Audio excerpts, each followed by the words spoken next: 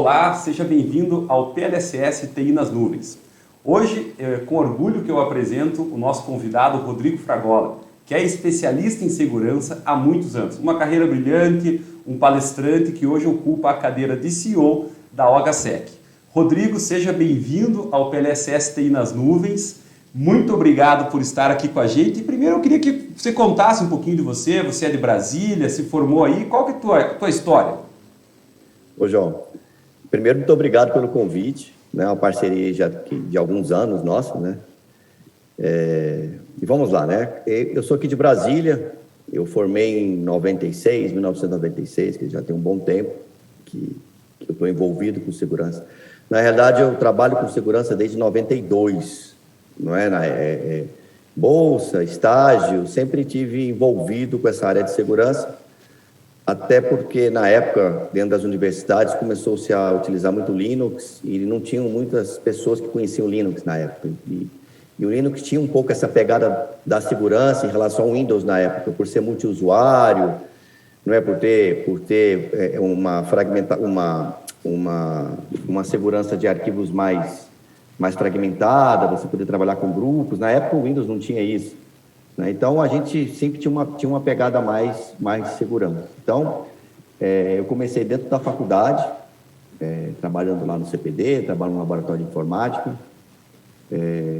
e próximo de formar, né, apareceu uma discussão acadêmica sobre a questão do firewall, se firewall era bom, se firewall não era bom, né? E aí eu falei, vou fazer um projeto final disso aí, né?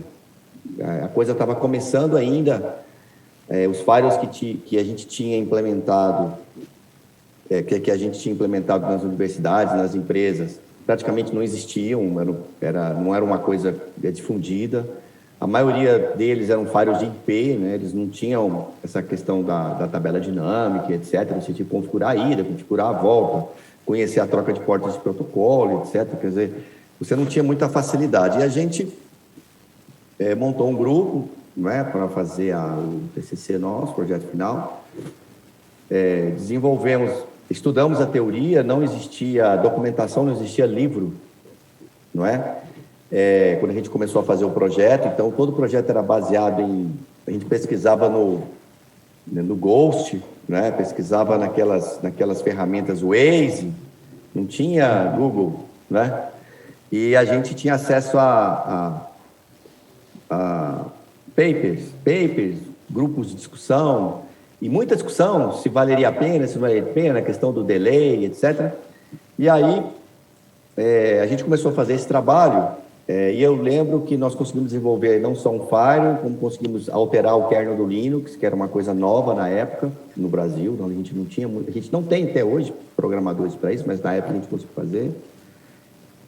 E eu lembro muito bem que, faltando um mês para a nossa apresentação do nosso TCC, foi publicado o livro Building Firewall, que foi o primeiro livro publicado de Firewall, porque a gente começou o nosso projeto antes, e nós estávamos convictos de que iríamos dar um show, porque os professores não estavam entendendo nada do que a gente estava fazendo, e aí, um mês antes, saiu um livro resumindo tudo, né? Então, foi uma experiência muito boa, foi uma experiência bastante divertida. Depois, a gente saiu para o mercado, montamos uma equipe aí de 4 pessoas, começamos a trabalhar, tínhamos nosso primeiro cliente depois de 1 ano e meio, e daí para frente é história, né? A empresa cresceu, vendeu bastante produto aí nos últimos anos, e desenvolveu o produto de uma coisa que era básica, né? Inclusive, esse projeto, ele está disponível, vira e mexe, ele aparece, alguém me liga para tirar dúvida e tal, algum estudante, o nome dele era O Vigilante, né? Que era o nome do projeto, era O Vigilante. Então, uma coisa bacana.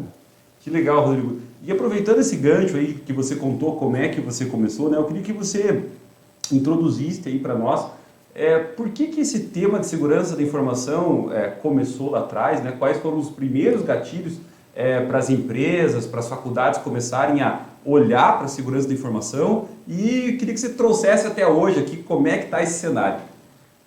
Eu acho que, assim, você falou uma palavra interessante, o gatilho, né? O que tornou a segurança de informação algo visível, né, inicialmente? foi quando a gente começou a migrar dos sistemas de grande porte para os sistemas Unix, para os sistemas de plataforma PC, não é? Na época tinha muita estação SAN, né? O laboratório de pesquisa usava muita estação SAN, mas basicamente foi a entrada do Unix no mercado, né? Com isso, o acesso à informação, o acesso ao console, o acesso passou a ser mais difundido. Em paralelo com o crescimento da internet, né? Eu lembro de instalar links de conexão de 19.200, links de backbone. De 19.200? Para 5 mil pessoas de 19.200, tá? Então, nós estamos falando dessa época. E aí a gente tinha muito acesso a BBS, etc. Então, quando essas plataformas elas saíram daquele ambiente controlado, onde você tinha o controle do cabo que chegava na estação do cara, onde estava cada estação, quem estava sentado em cima de cada estação, e a própria operação do equipamento, ela era muito limitada, não é? Você tinha ali uma tela que você entrava um conjunto de dados, você dava Enter, e você não tinha muito o que fazer ali, não é?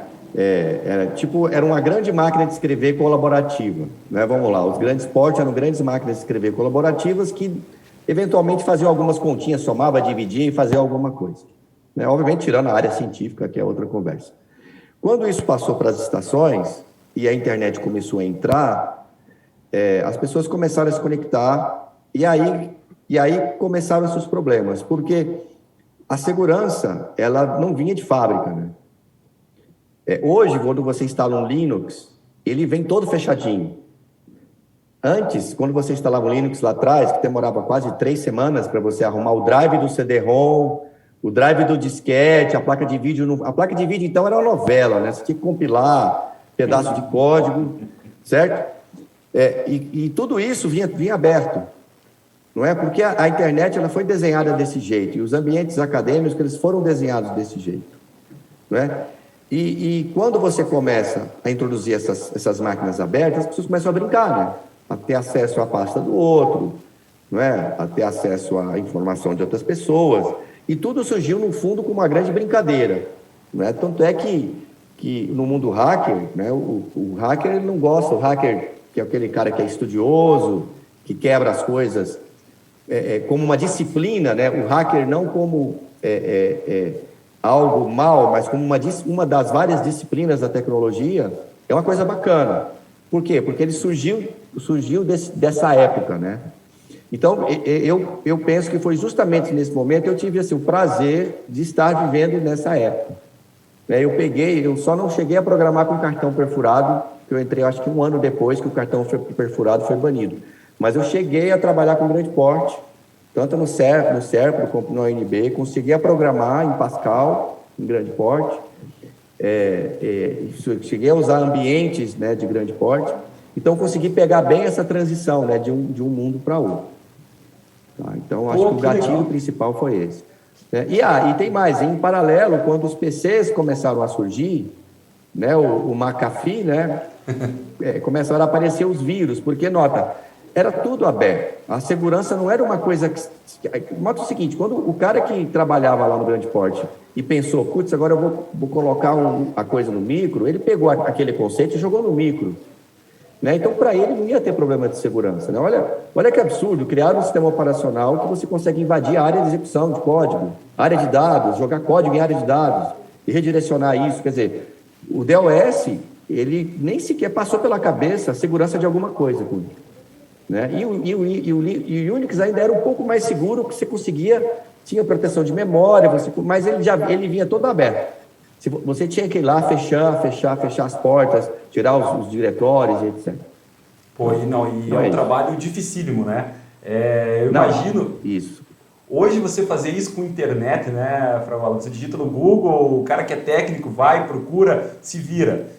Agora eu fico pensando um pouquinho antes, né? Você teve que procurar esse livro. Como é que era feito a atualização disso? Como é que os profissionais se atualizavam nesse contexto de segurança? Cara, lista de discussão. A gente vivia enfornado nas listas de discussões. Aquelas listas de discussões por e-mail, não é? Que a gente se inscrevia, não é? Eu até já esqueci o nome, faz tanto tempo isso. Tem o tal do Mirk também, né? Isso, IRC. Então, a gente vivia enfurnado nesses grupos, porque, nota, não existia browser, né? Não existia browser, né? Então, você pesquisava como? Tinha algumas ferramentas de Waze que você tinha que ir lá, por exemplo, eu sou um fabricante, eu vou lá nessa ferramenta e indexo a minha página lá. Se eu não fizer isso, ninguém acha a minha página. Né? É diferente, né? Não existia indexação automatizada. Mas era uma época muito legal, porque assim, você tinha uma colaboração maior, né? Você tinha uma troca de informações maior. Hoje também ela é grande, não é? Mas ela é grande porque ela está muito disponível, não é? Na internet. Você hoje, cara, o que não tem... você sabe que você está trabalhando numa área de ponta, quando você começa a pesquisar as coisas, não acha. Aí você está trabalhando numa área de ponta, né? Entendi. Puta, muito interessante, muito interessante. Fragola, então é inegável, né, que toda essa mudança de conceito que você acabou de explicar para nós, de sair do mainframe, do ambiente totalmente controlado, onde a gente sabia até o cabo que era ligado, né, para essa estrutura distribuída que a gente tem hoje. Daí a gente começa a falar de nuvem, peer-to-peer, enfim, né, a tecnologia evolui muito rapidamente e o conceito de segurança também tem que acompanhar essa evolução, né? E baseado nesses desafios que a gente tem hoje, que é o mundo inteiro conectado, IoT, carro, TV, geladeira, enfim, assim, acho que são poucas coisas que estão offline ainda, né? Quais que são os desafios para nós, profissionais de segurança, proteger todo esse ambiente? Acho que a pergunta é bem ampla, Rodrigo, mas vamos quebrando. Nossa Senhora. Eu acho que assim, pegando o gancho ali do gatilho, né, que você comentou, a gente tem que entender que a segurança ela sempre vem a reboque da tecnologia, né? Então nós comentamos ali o primeiro gatilho, né, quando a segurança começou a ser algo que a gente começou a entender que é algo importante. A partir dali, a gente começou a viver várias revoluções tecnológicas, né? E a cada revolução tecnológica são acrescentados novos desafios na segurança e velhos desafios são transmutados, não é? Eu tinha um exemplo interessante que é assim, quando você cai hoje num golpe de WhatsApp, não é? Daquele golpe que a pessoa troca a foto, bota a foto do filho, né? Bota o nome do filho, manda para a mãe pedindo dinheiro, e a mãe fica desesperada e manda dinheiro para uma conta de uma pessoa que ela nunca viu, e depois ela descobre que ela não está falando com o filho dela, né? Isso não é um golpe novo, né? Isso é um golpe, né? Isso não é um golpe novo, isso é um golpe que foi repaginado em função de uma nova tecnologia.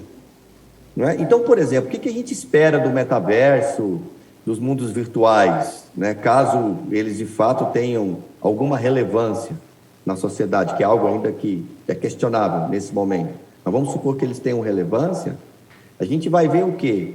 Golpes que eram aplicados no WhatsApp, que eram aplicados, o golpe do boleto, não é? A invasão do site, tudo isso se replicando nos mundos virtuais. Então, nós vamos ter velhos golpes com novas tecnologias e novos golpes que a gente nem sabe quais são, que ainda não surgiram, né? Por essa característica da segurança estar sempre a reboque da tecnologia, à medida que a tecnologia avança. Agora, quando a gente olha assim, para o cenário da segurança atual, existem algumas coisas que a gente tem que estar atento, não é? Existem questões que vão permear a segurança, independente da tecnologia que a gente utiliza.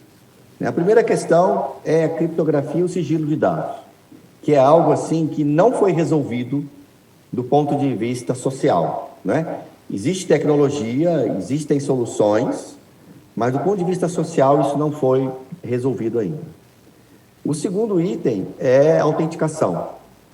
É algo também que existem as ferramentas, mas do ponto de vista social isso não foi adotado, isso não foi resolvido, a gente ainda tem milhões de problemas. Nós temos a questão da fronteira, não é? À medida que a tecnologia avança e nós nos tornamos cyber-humanos, que na realidade o que está acontecendo é isso, quer dizer, uma criança que nasceu nos últimos 5 anos, ela não se enxerga sem um smartphone. Perfeito. Então, né, dá para se dizer que o smartphone é um componente físico né, da pessoa. Então, nós estamos já, mesmo não tendo ainda chips enfiados na nossa pele, nem na nossa cabeça, como querem colocar, mas nós já somos cyber, não é? A gente já tem hoje, por exemplo, a internet como uma consciência ou uma memória compartilhada, né? Então, existe essa questão do limite também. Como fazer segurança quando esses limites estão cada vez sendo mais nebulosos e cada vez avançando mais para cima do indivíduo? Não é? Então, a gente já falou da criptografia, da autenticação e dos limites. Por que é importante essas três coisas? Porque quando a gente olha do ponto de vista da segurança, tudo gira em cima desses três conceitos. Não é? O que você quer com segurança? Você quer garantir que aquele dado que você colocou ali, ele não foi alterado? Você quer garantir que a pessoa que recebeu aquele dado chegou naquela pessoa? Você quer garantir que aquele dado passe exclusivamente por um determinado caminho ou por um conjunto de caminhos específicos para você garantir a integridade daquele fluxo de informação? E isso tudo muda, né? Com a vinda do cloud, isso muda. Com a vinda dos PCs, isso muda. Com a entrada do smartphone, isso muda. E os processos começam a ficar cada vez mais complexos, né? E do ponto de vista de paradigma da segurança da informação, a gente mudou muito pouco o conceito do que é segurança da informação e de como a gente deve trabalhar isso, né? E é isso talvez que seja a grande coisa que deve mudar nos próximos 10, 20 anos, é esse paradigma. O que eu digo é assim, a maioria dos frameworks, das ferramentas, dos processos, das estruturas utilizadas hoje são as mesmas em relação à concepção de 20, 30 anos atrás, né? Mas, em quantidade de ferramentas, é um número absurdo. Só para te dar um número, assim, uma empresa de médio e grande porte que queira de fato fazer segurança da informação, ela vai adquirir em torno de 20 a 40 produtos diferentes.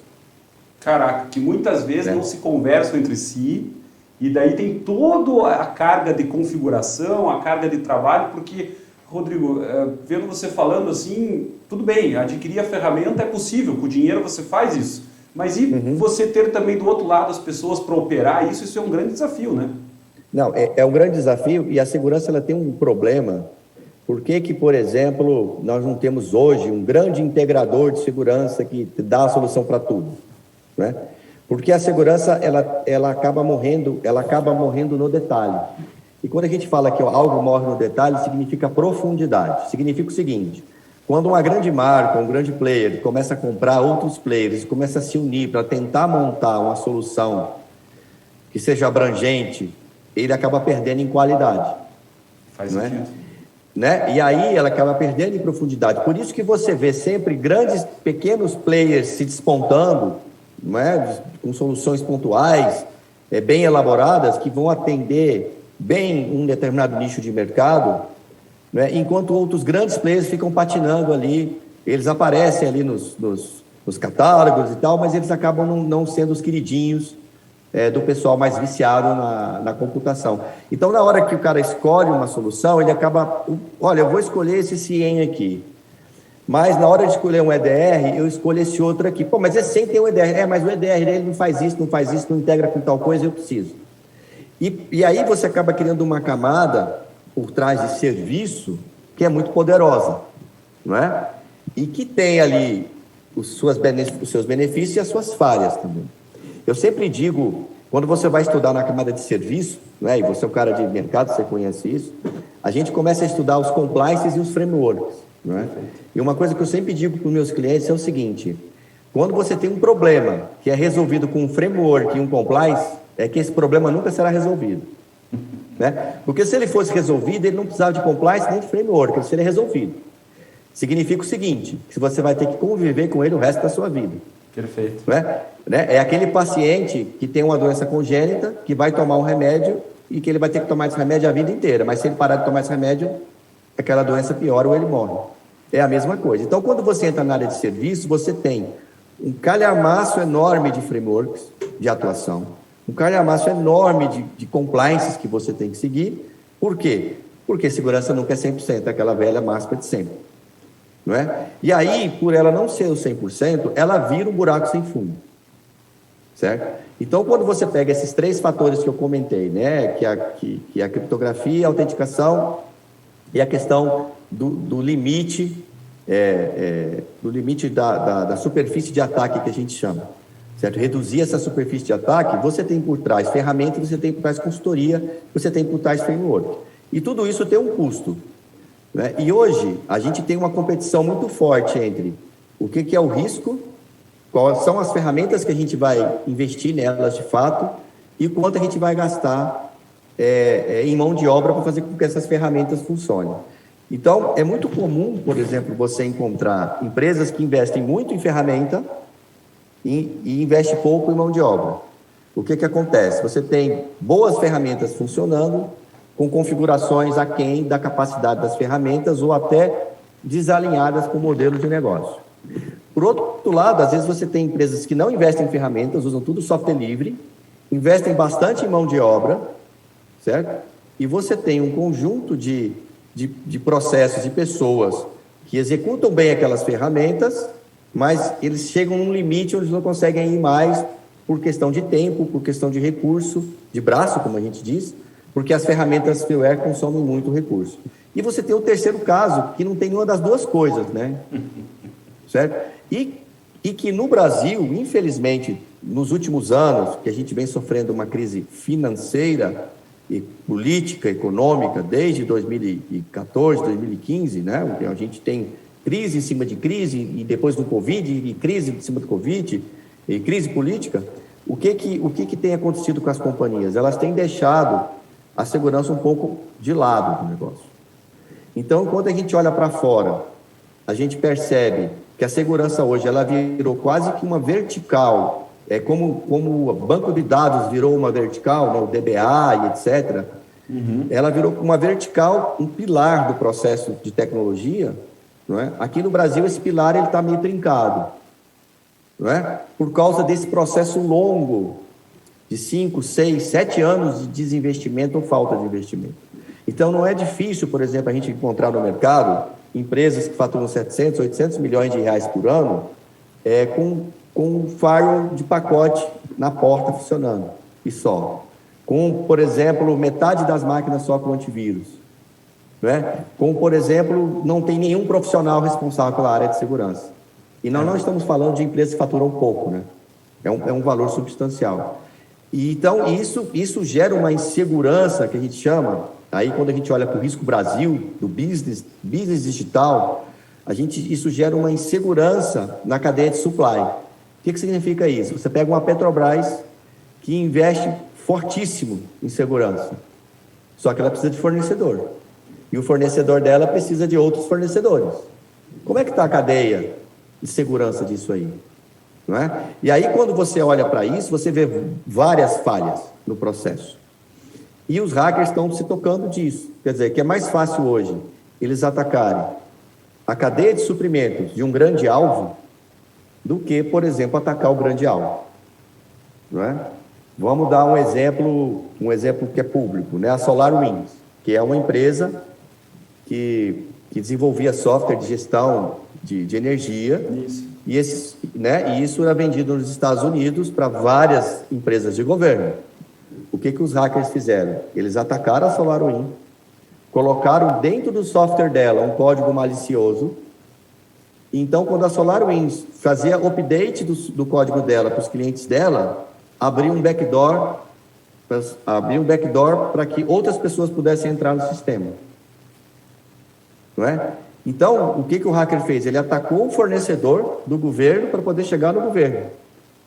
Entendeu? Em nenhum momento ele pegou dados da SolarWinds, derrubou a rede da SolarWinds, formatou o servidor da SolarWinds, nada disso. Porque a intenção dele era manter esse supply funcionando, entendeu? Pô, interessantíssimo. Rodrigo, queria trazer um pouquinho para o mercado nacional a seguinte pergunta para você. Fica fácil assim a gente entender o porquê o hacker ataca uma empresa grande, né, para ganhar dinheiro e tudo mais, ou às vezes para fazer fama, porque esse pessoal gosta bastante disso também. Mas e a empresa de pequeno e médio porte? Ela está muito vulnerável a esses ataques também? Como é que funciona isso? Cara, eu acho que é assim. Tinha um ditado que a minha avó falava, que assim, não vá no médico se você não quiser saber da sua doença, né? Mais ou menos por Né? aí. Você está bem em saúde? Estou. Você foi no médico nos 10 anos? Não. Então, aquela coisa, né? Você se sente bem porque você não enxerga o problema. A pequena empresa, ela faz parte da cadeia de suprimentos hoje de qualquer grande empresa.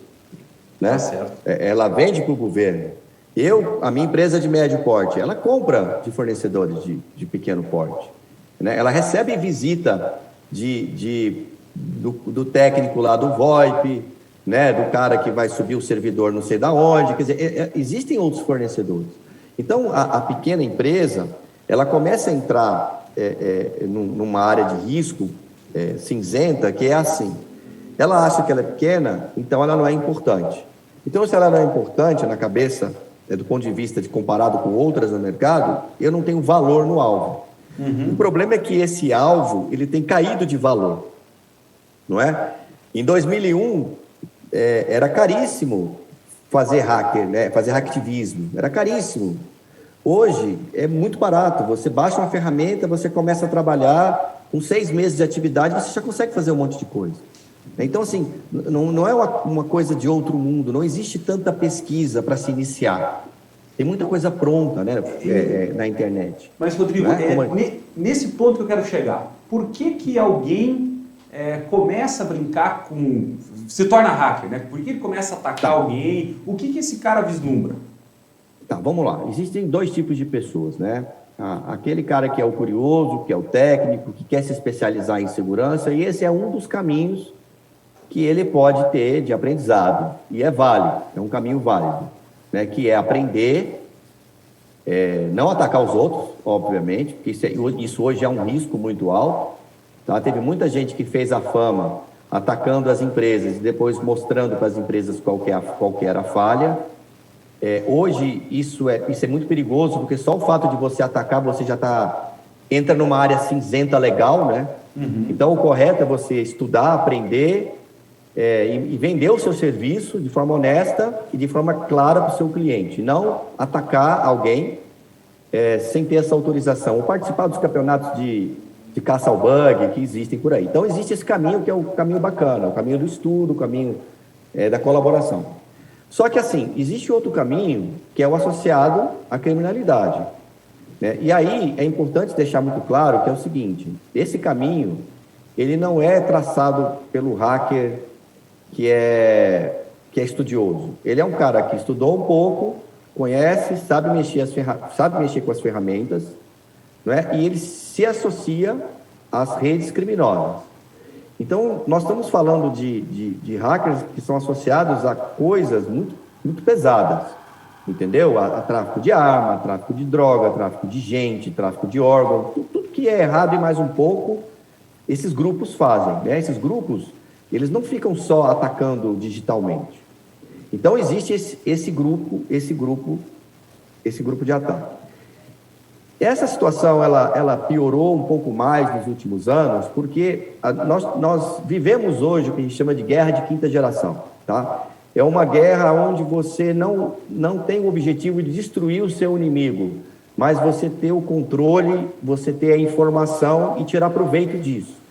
Então, hoje você tem, por exemplo, se você ligar qualquer sistema de detecção, o meu aqui da empresa, você vai perceber que 90% dos ataques que o seu site recebe são chineses ou russos. Certo? Aqui também a gente percebe a mesma coisa, Rodrigo. Exatamente. Agora, se você pegar também e mudar o sistema de lugar, né, colocar lá na Rússia e na China, talvez você veja outra coisa. Você está me dizendo que lá na Rússia e na China eu vou ver brasileiro e argentino atacando? Eu acho que tem uma troca de pedras aí, né? Então, acho que quando o telhado de todo mundo é de vidro, né, todo mundo joga pedra. Certo? Porque nós estamos falando de uma guerra de quinta geração, uma guerra assimétrica. O que é uma guerra assimétrica? Um grupo de pequenas pessoas pode fazer um grande dano, com um custo muito pequeno. E para você se defender, você gasta uma fortuna, né, para você se defender. Então, existe uma assimetria nesse processo.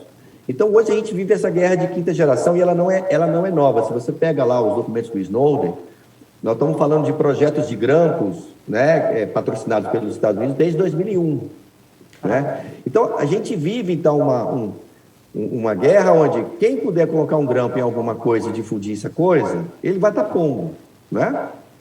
Não sei se o Brasil faz isso, porque a gente não tem hegemonia nesse mercado e nem disputa esse mercado, mas as grandes potências todas fazem isso. E todas, digamos assim, supostamente fazem isso, né? Vamos usar assim, o jargão da tecnologia, mas existem sempre fortes indícios aí de que vira e mexe aparece alguma coisa estranha vinda de algum lugar ou de outro. Então, assim, não é uma guerra do eu contra eles, né? Não existe um inimigo, existem adversários que estão ali disputando o terreno na área digital. E essa disputa, ela foi durante muito tempo patrocinada por governos, não é? E essas agências, elas treinam pessoas, e essas pessoas, elas saem das agências e abrem suas próprias empresas, não é? Então, lembra que eu disse lá atrás, o que tem a ver essa coisa, né? Por que uma agência vai atacar minha pequena... Não, a agência não vai atacar sua pequena empresa, depende. Né? Se você é fornecedor de uma empresa média, que é fornecedora, por exemplo, de uma usina nuclear, e o teu técnico carrega uma maleta lá para dentro para fazer a manutenção do sistema, você é alvo, mesmo você não sendo da usina nuclear. Você é um alvo potencial, certo? E aí o que acontece? Essas agências, elas abriram, elas se multiplicaram ao ponto que o custo do alvo reduziu. O que significa isso? Que antes, para eu poder contratar, entre aspas, supostamente contratar uma agência dessa para invadir um celular de alguém, ia custar não sei quantos milhões, não é? No último levantamento aí da pessoal da Anistia Internacional, não é? Só em uma ação que foram feitas, eles invadiram 50 mil celulares, né? Então, olha a diferença, né, que tinha de 15 anos para cá para agora. Antigamente, para se invadir era um custo, agora você invade 50 mil quase que com o mesmo custo. O que significa isso? Que é barato. Não é caro invadir a pequena empresa, entendeu? Entendi. Então, o atacante ele pode correr o risco de tentar invadir várias pequenas empresas, ter acesso a essas empresas, entender qual é a participação dessas empresas na cadeia de suprimento, na cadeia de informação, entendendo o suprimento como informação, tá?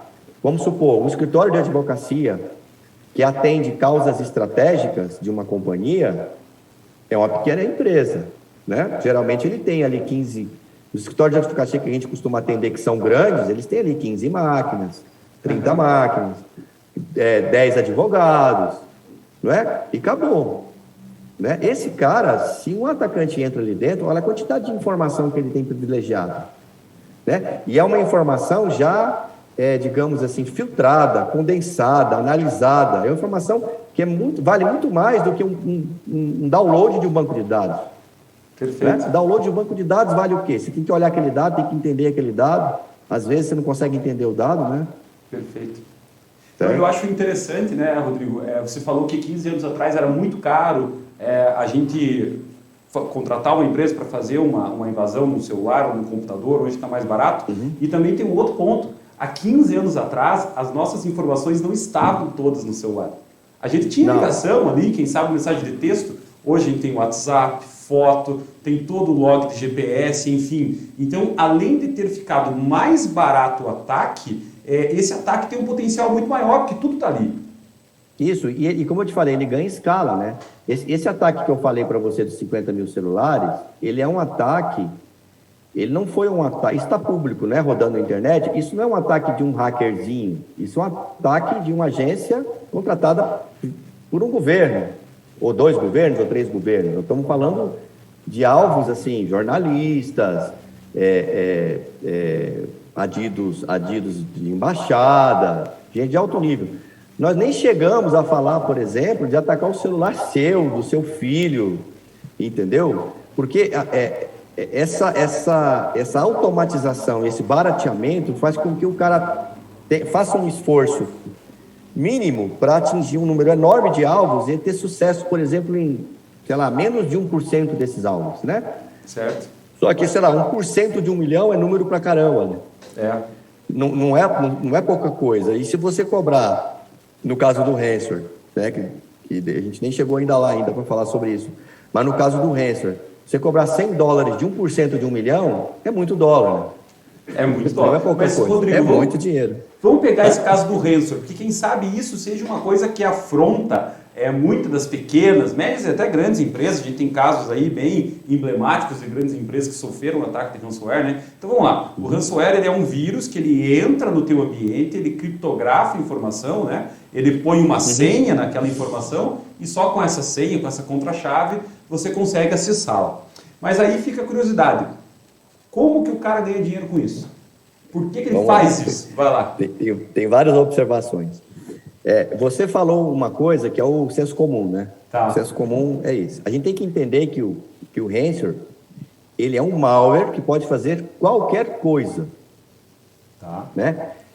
Só que ele ganha essa cara de ransomware quando ele faz isso que você falou. E isso significa o seguinte, se a sua empresa foi contaminada por um ransomware, ok? Isso significa que ela poderia ter sido invadida por alguém e esse alguém ter ficado lá durante 3 anos e você nem sequer saber que ele esteve lá. Então, isso eu acho que é mais importante. Eu acho que isso é mais importante do que entender o ransomware. Né? Porque o ransomware, ele é uma automatização de um ataque. Né? O ransomware é um malware que recebe comandos. Quais os comandos como é que é o processo? Né? Vamos entender o processo de ataque de ransomware. Vamos lá.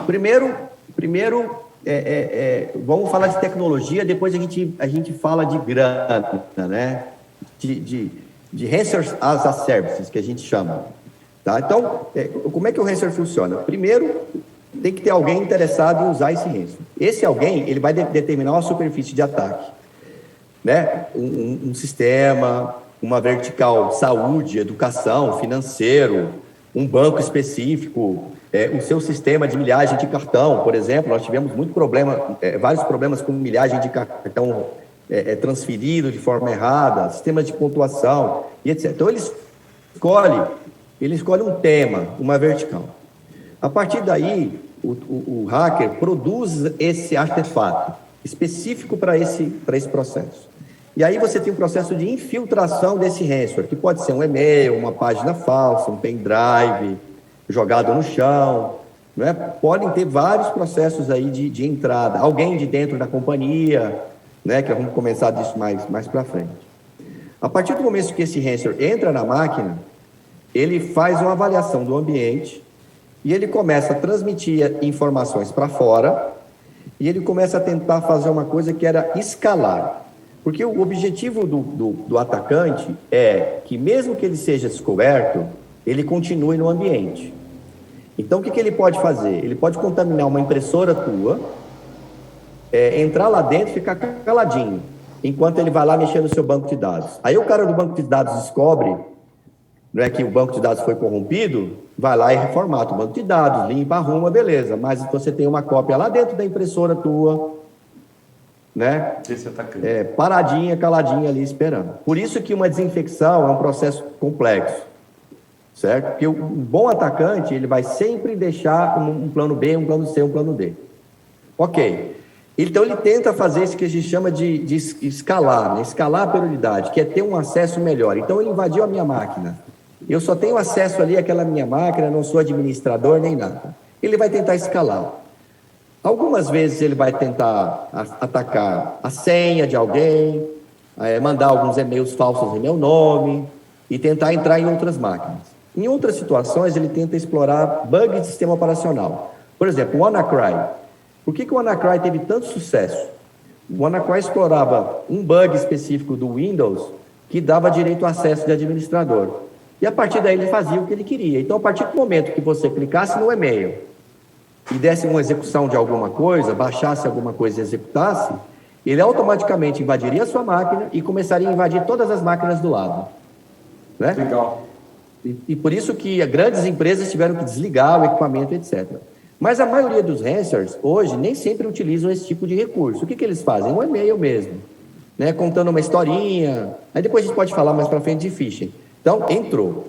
Quando ele entra, antigamente o que ele fazia? Formatava o seu disco e pedia resgate. Agora ele não faz mais isso. Ele entrou, ele se conecta com a central de comando, a central de comando dá comandos para ele pegar dados, ele fica ali pegando dados. Tá, quanto tempo geralmente um malware desse pode ficar na sua rede? a média é de 140 a 240 dias. Certo? Então você não sabe que tipo de dado. Ele está lá, está lá paradinho. Ele tá lá sem ser detectado, exatamente. E aí por que o antivírus não pegou ele, etc. Cara, também é outro assunto que pode discutir, não vou inventar aqui agora. Ele entrou, o antivírus não pegou. Vamos partir desse princípio. Ele está ali mandando. Depois que exaure a informação, não é? Ele avisa o comando controle diz, agora peça o resgate. Ele vai lá, formata o seu disco e aparece aquela... Formata não, encripta seu disco e vai lá, aparece aquela telinha de resgate com a conta de Bitcoin, ou Ethereum, sei lá, qualquer moeda dessa. Mas é Bitcoin porque é mais difícil de rastrear, que tem servidores em locais onde não tem acordo. Certo? Então, esse é o desenho básico, é do Ransomware. Esse ataque, por que ele é tão conhecido? Porque ele é automatizado e ele é replicável em vários locais diferentes. Não é? Hoje, por exemplo, se eu pegar um ransomware conhecido, jogar lá no vírus total, e os 74 vírus que está lá detectam ele. Aí eu pego esse mesmo ransomware, faço 2 modificações nele, 30 antivírus só pegam ele. Entendeu? Então, assim, o antivírus, para ele conseguir pegar um ransomware, você tem que configurar, além dessa questão das assinaturas, que é uma coisa antiga, você tem que usar comportamental. Né? O antivírus, ele não pode ser desinstalável de forma simples, a máquina não pode ter usuário administrador, porque senão o malware desinstala o antivírus sem você ver, você desativa ele sem você ver. Então, assim, existe todo um processo que tem que ser feito para fazer com que o antivírus tenha uma chance maior de detectar um malware que ele não conhece. Por exemplo, quando esse malware tentar fazer um acesso num ponto específico que ele não deveria acessar, por exemplo. E aí existem estratégias, não é? Agora, vamos lá. Quantas pessoas fazem isso nas instalações? Não é? Muitas vezes você compra um bom antivírus, um bom firewall, e aí o seu dinheiro acabou. Não é? O dinheiro acabou. E aí o técnico que você põe lá é um cara que não conhece nada, é um cara até bem intencionado, boa índole, esforçado, mas ele não tem a bagagem necessária para fazer essas coisas funcionarem. Ou então ele começa, né, vai lá, ativa o antivírus, começa a bloquear tudo, aí o diretor liga, tentei aqui ver um arquivo, não consegui abrir, tira esse troço do meu computador. O que o cara vai fazer? Vai obedecer a ordem. Né? Vai tirar, né? Vai tirar. Então, o ransomware, ele é isso. Como que os bandidos ganham dinheiro com ransomware? Tá? É assim. Eles quebraram a cadeia de produção de ransomware em vários pedacinhos. Então, você tem um cara que quer o ransomware, né? Vamos supor eu quero um ransomware, não entendo nada de tecnologia, nada. Quero atacar uma vertical X qualquer, uma área, uma superfície de ataque qualquer. Eu entro em contato com a equipe que canaliza o business, né? O pré-venda, né? Da solução. É nesse nível. Negocia os termos, ok? Beleza. Aí tem situações que você paga um tanto, tem situações que você faz só no risco, e etc. Esse carinha que te aliciou do lado de cá, ele vai contratar o hacker para fazer o artefato, que é outro sujeito. Beleza? Então, pode ser o sujeito A, o sujeito B, o sujeito C. Depois que o artefato é feito, ele aponta esse artefato para um comando e controle dele, que pode ser de uma outra pessoa, também, que vai... Todo mundo vai entrar na rachadinha, né? Na rachadinha do processo. E aí devolve o artefato. A pessoa que contratou costuma ter a obrigação de colocar o artefato no alvo. Certo? Depois que é feito isso, você ainda tem os agentes financeiros que vão gerenciar a carteira, que podem ser outras pessoas.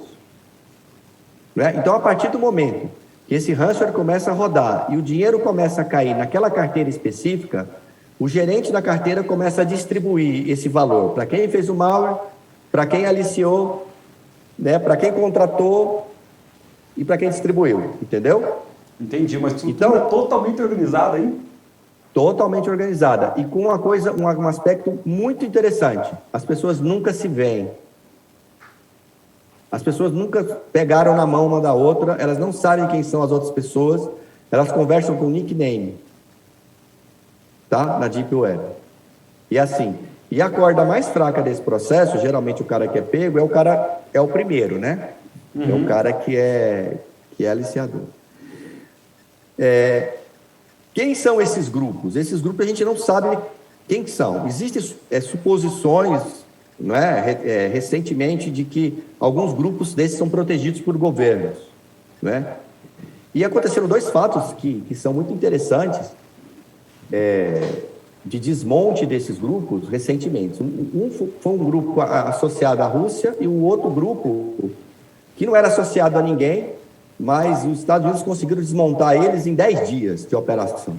Eu nunca vi uma velocidade tão grande, que foi o pessoal que atacou a pipeline, não é? O que é o que transfere petróleo, não é? Lá para o leste americano, acho que é o leste americano, que seja, posso estar errando aí. Foi muito rápido o processo, os caras atacaram, aí depois que eles atacaram, eles pediram desculpa por ter atacado, depois eles pediram desculpa por ter atacado, eles pediram para os seus associados, né? Os associados são as pessoas que contratam, que fazem a infiltração do malware, né? Que fazem aquela contratação inicial, certo?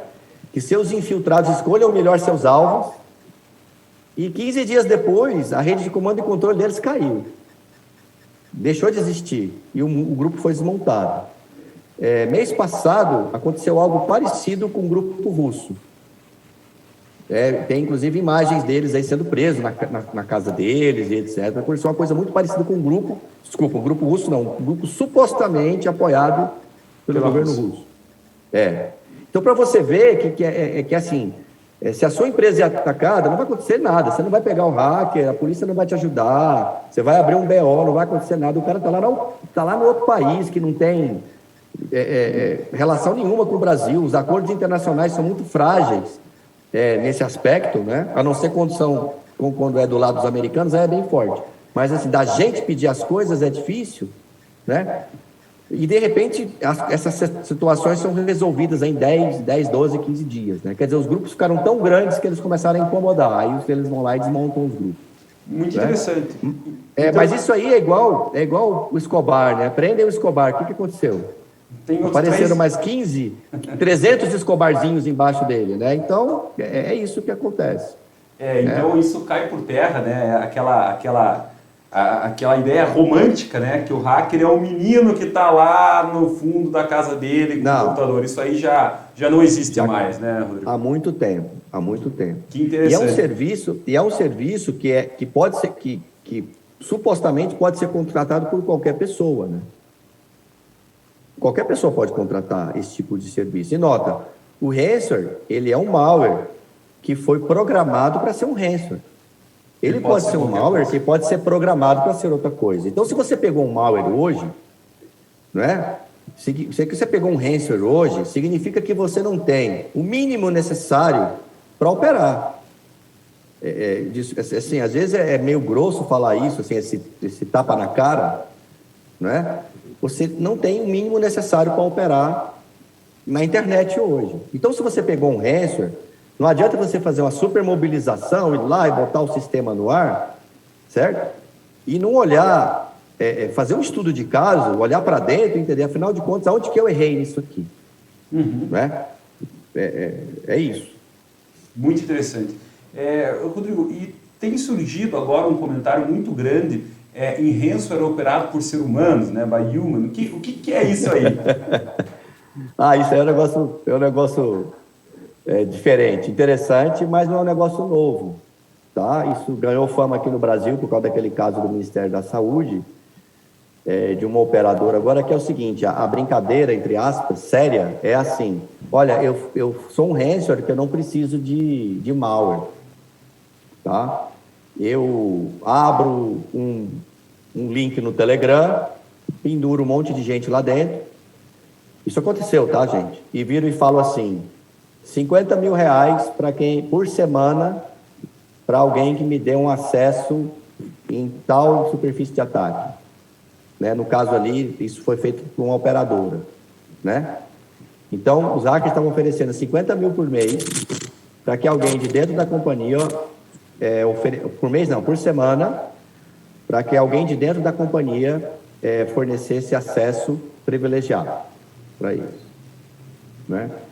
Então, nota, todo aquele trabalho que o hacker ia ter de colocar o malware lá dentro, tentar enganar alguém, para poder puxar uma informação, para chantagear a empresa depois com essa informação, ele já resolveu sem precisar do malware. Tá? Isso a gente chama do inimigo interno. Quando a gente faz segurança hoje, a gente faz segurança com zero confiança. Tá? A gente não pode confiar em absolutamente ninguém dentro da empresa, nem no dono da empresa.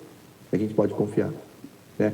Eu lembro quando eu mexia com segurança, eu não tinha a chave da minha empresa, a gente mexia com esses processos internos, eu não tinha a chave da minha empresa, eu não tinha senha de servidor, eu não tinha senha de administrador, eu não conseguia desabilitar o antivírus da minha máquina, e eu era o dono da empresa, né? Entendi. Por quê? Porque eu sou um alvo prioritário. E aí, a gente, quando vai na pequena empresa, o que você vê? Você vê o contrário, né? Você vê o dono acessando tudo, aí tem mais, sei lá, dos 15 funcionários, 4 sabem a senha de root. Isso. Certo? Né? E todo mundo faz tudo, todo mundo acessa tudo, e quando o funcionário falha, você pede para o outro, ele acessa a pasta do outro, e pronto. É assim que é a pequena empresa. É um alvo muito fácil, né? Então, esse acesso, ele de ransomware, operado por humanos, é nesse conceito, né, de que eu faço tudo com engenharia social, eu não preciso ter programação nenhuma. E isso vai ser um problema muito sério no metaverso, né? Porque no metaverso você pode ser quem você não é, né? Você pode fingir ser alguém que você não é. Então essa questão da identidade, ela começa a ficar muito mais complexa, tá? E é uma questão, infelizmente, socialmente não resolvida ainda. Nós vamos ter muito... Nós estamos vivendo agora o governo digital, né? Não sei se você está acompanhando, né? E que é uma coisa super bacana, certo? Na Estônia funciona muito bem, que é um paísinho desse tamanho, né? Pequenininho. Mas aqui no Brasil, a gente vai sofrer muito com isso aí ainda, cara. Muita gente falsificando acesso, muita gente fazendo operação em seu nome. É muito importante você ficar atento em relação a isso. A gente precisa criar uma cultura de segurança no país, né? As pessoas ainda não têm isso, ainda mais digitalmente, né? A gente tem um caminho grande pela frente. Mas, Rodrigo, a gente falou de um monte de pepino que nós, empresas de tecnologia, que ainda trabalham na área de segurança, tem que enfrentar. Muitas coisas, como você falou, são antiguíssimas, mas estão cada vez mais atuais. E isso. Por onde a gente começa, o que a gente faz? Vamos respirar fundo, né? Assim, a primeira coisa que a gente tem que entender é que, principalmente o nosso público, né, que eu acho que é o público que a gente está atingindo nesse podcast aqui, é a pequena e média empresa, eu acredito. Isso. Primeiro a gente fazer aí um assessment, né? Entender o que é o teu negócio, entender... usando esse ponto de vista da segurança. Tá? A gente tem até um questionário na AlgaSec que pode ser utilizado para isso, até coloquei à disposição tua, né, para você rodar aí nos seus clientes, para você medir a maturidade de segurança. E nota o seguinte, a gente tomou muito cuidado de fazer um questionário básico, não é? Porque a gente não quer mostrar assim, o quão distante as empresas, o quão distante elas estão e o quanto elas não vão alcançar, né? Porque isso é ridículo. Então, a gente pensa assim, bem, uma média empresa tem essa capacidade de fazer isso, né? E isso é esse básico. Então, esse assessment é muito importante para você entender um iniciozinho de onde estão as suas lacunas, né? Então, a gente tem lacunas que podem ser resolvidas com firewall, com sistemas de IPS, com sistemas de varredura, né, de scanning de rede, com sistemas de filtro web, que é um problemão hoje, né? Todo mundo fala web e as portas de entrada, os hackers hoje muitas vezes nem sequer tentam outra coisa, eles só ficam em cima das ferramentas web desenvolvidas internamente, não é? É uma questão de engenharia social também, que é uma coisa perigosíssima, tanto para o próprio funcionário quanto para a corporação, né? E assim, as ferramentas a gente tem. O mercado tem essas ferramentas para cumprir esse básico desse processo. E aí é importante a empresa contratar alguém para fazer essa consultoria, para entender o negócio do cara, entender onde é que vai ser colocado e o quanto vai ser gasto. não é? Seguindo aquelas três regrinhas básicas, né? Redução da superfície de ataque, identificação e codificação de dados. Eu esqueci de falar uma quarta agora que veio, que é a engenharia social, mas é porque foge um pouquinho da tecnologia, né? A engenharia social foge um pouquinho da tecnologia. Apesar de que hoje virou moda. A engenharia social hoje virou moda para se invadir, porque o pessoal descobriu que é o mais fácil, né? Tanto é que fizeram um ransomware sem ransomware. Sem ransomware, né? Fizeram um ransomware sem ransomware. Pô, que legal, né? Que legal. Rodrigo, bom, eu acho que a gente tem uma série de desafios pela frente. O ano de 2022 aí promete várias surpresas na área de segurança, né? A gente tem visto isso no mercado. O objetivo de hoje foi a gente falar um pouco do histórico da segurança. Eu acho que aqui, se a gente for ficar, a gente fala mais 2 horas sobre histórias que já aconteceram, né? Nós dois gostamos de falar. O que eu vou te perguntar, Rodrigo? Eu gostaria de levar no TI nas nuvens para as pessoas um tema aí um pouco mais técnico, para o pessoal que nem eu, que gosta de escovar bits e bytes, assim, de, que firewall usar, que WAF usar. O que você poderia falar sobre isso? Você acha que é interessante a gente falar em um outro podcast especificamente sobre o tema? O que você acha? Eu acho que a gente poderia falar, segmentar aí, por exemplo, firewall, né, que é um assunto que todo mundo fala de firewall e todo mundo fala de antivírus, né? Uhum. Mas vamos lá, o que é isso, afinal de contas? Do que eu estou falando? Né? Lembra que eu comentei da questão do firewall, né? O que é reduzir uma superfície de ataque? Como é que eu coloco um firewall para reduzir uma superfície de ataque? Isso tudo dá aí um podcast inteirinho sobre isso, até para você olhar para o seu ambiente e chegar à conclusão que está instalado errado. Eu tenho uma bola de cristal aqui, deixa eu botar a mão aqui, ó, o ambiente do que seu aí, que você está, seu firewall está instalado errado, porque é o padrão de mercado, é o consenso, é o senso comum. E segurança, a gente não vai pelo senso comum. Então, podemos falar sobre firewall. Nós podemos fazer uma sessão só sobre antivírus e EDR. Tá? Nós podemos falar uma sessão só sobre engenharia social. Eu acho muito legal. Legal. Cara, o AF, fundamental, e é uma ferramenta, assim, que é difícil de fazer funcionar. É difícil de fazer funcionar, ela não é fácil, ela é 20% automatizada, os outros 80% você tem que ter uma certa... A gente pode trazer aqui alguns equipamentos para a gente abrir e mostrar como que a coisa funciona. Podemos falar também sobre scanning de infraestrutura, como é que a gente deve atuar com o scanner de infraestrutura, quais são os procedimentos, porque assim, quando você faz o primeiro scanner na sua rede, dá vontade de você sair correndo, né? Porque a quantidade de buraco que você acha, a quantidade de problema que você acha.